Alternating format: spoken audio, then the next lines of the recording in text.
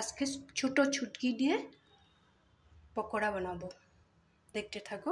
প্রথমে আমি ছোট ছুটকিটা একটু বয়েল করে রেখেছিলাম, বয়েল করে ছেঁকে রেখে দিয়েছি। এতটুকুই নেব, খুব বেশি একটা নেব না। এখানে পেঁয়াজ কেটে রেখে দিয়েছি, আর ধনে পাতা, কাঁচা লঙ্কা, সামান্য আদা।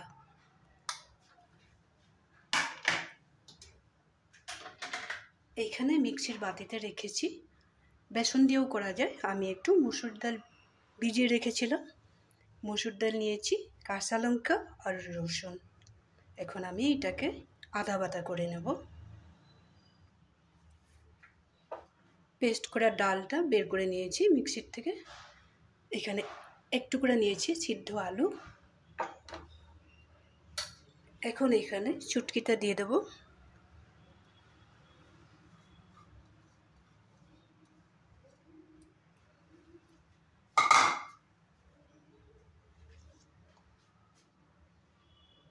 একটু হলদি পাউডার,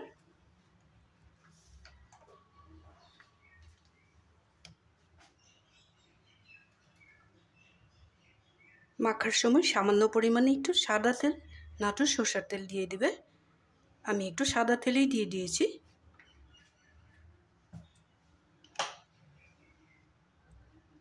লবণটা যার যার হিসাব মতো দেবে।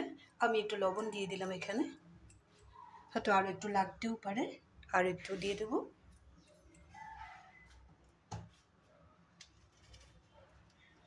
পেঁয়াজটা কেটে আমি হাত দিয়ে ক্রেশ করে রেখেছিলাম এইভাবে।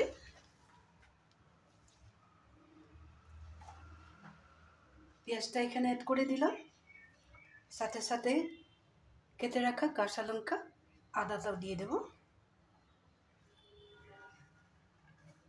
ঝালটা একটু বেশি দেব। ধনে পাতাটাও দিয়ে দিলাম।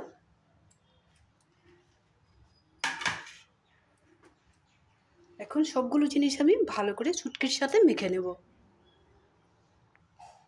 খুব সুন্দরভাবে সবগুলো জিনিস, ডাল, পেঁয়াজ, রসুন, কাঁচা লঙ্কা, ধনে পাতা, আদা আর চুটকি, সবগুলো একসাথে মেখে নিয়েছি।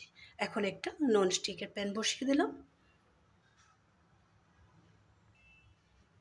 প্যানটা গরম হয়ে গেছে। খুব বেশি একদম ছাকা তেলে ভাজবো না বড়াগুলো।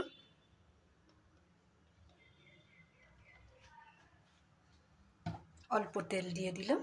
এখন বড়াগুলো এক একটা করে দিয়ে দেব। দেওয়ার সময় এইভাবে হাতে একটু চ্যাপটা করে নেব।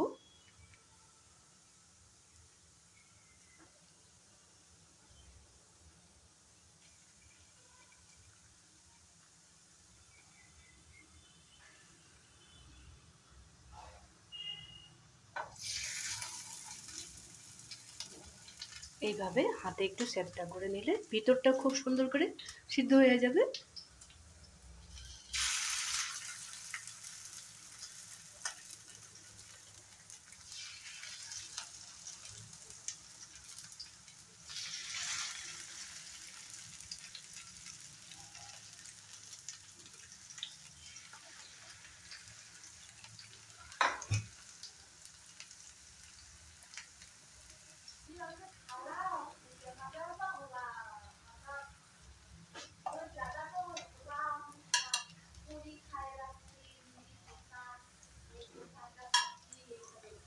পকোড়াগুলো ফ্রাই করা হয়ে গেছে, তুলে নেব।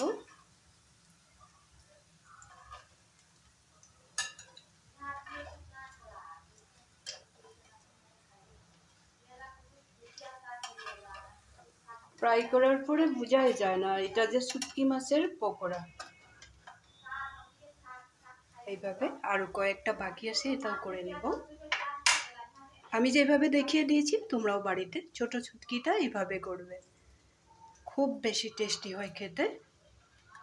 তখন এই ছুটকির যে একটা গন্ধ থাকে এটাও থাকে না। রেসিপিটা যদি ভালো লেগে থাকে তাহলে লাইক শেয়ার করতে একদমই ভুলবে না। বাড়িতে বানিয়ে একবার খেয়ে দেখো। একটা বড় শুটকি থাকে, ওটা দিয়েও করা যায়, ছোট করে কেটে নিতে হয়। আর ছোটটা তো এমনি গরম জল দিয়ে ধুয়ে নিলে হয়ে যায়। এইভাবে ধনিয়া পাতা আর পেঁয়াজ, কাঁচা লঙ্কাটা একটু বেশি করে দিবে, একটু রসুন দিবে, আর হলুদ আর নুন তো থাকবে, এটা যার যার হিসাব মতো দিবে।